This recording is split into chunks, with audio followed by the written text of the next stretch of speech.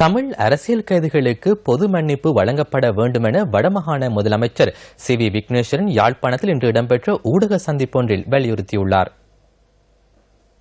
சுமூகமான நன்மை பயக்கும் பதிலை எங்களுக்கு 7ஆம் தேதிக்கு முன்னர் தருவதாக வாக்களித்திருந்தார்கள். இதுவரையில் நடைபெறவில்லை. இன்று 8ஆம் தேதி. இது சம்பந்தமாக அரசாங்கம் எதற்காக இவ்வளவு தாமதம் என்று எங்களுக்கு புரியவில்லை. ஏதாவது இன ரீதியான ஒரு காரணத்திற்காகத்தான் இந்த தாமதமா அல்லது வேறு ஏதாவது காரணம் இருக்கின்றதா?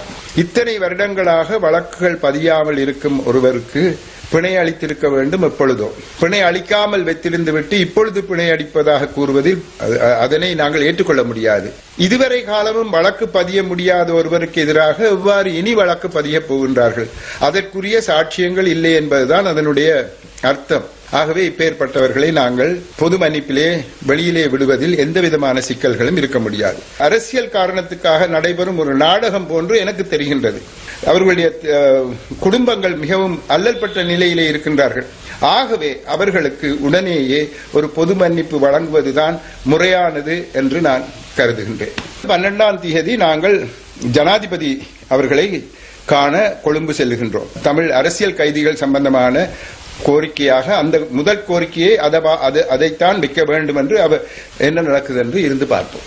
இதேவேளை வடமாகாண சபையின் அமைச்சர்களை மாற்ற வேண்டும் என முன்வைக்கப்படுகின்ற கோரிக்கை தொடர்பிலும் முதலமைச்சர் கருத்து வெளியிட்டார்.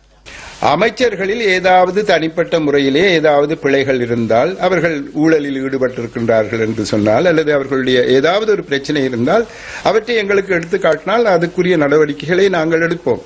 அமைச்சர்களை மாற்ற வேண்டும் என்பது அது நான் சிந்தித்து செயலாற்ற வேண்டியது. அது சம்பந்தமான முடிவை எடுக்க வேண்டியது நான்.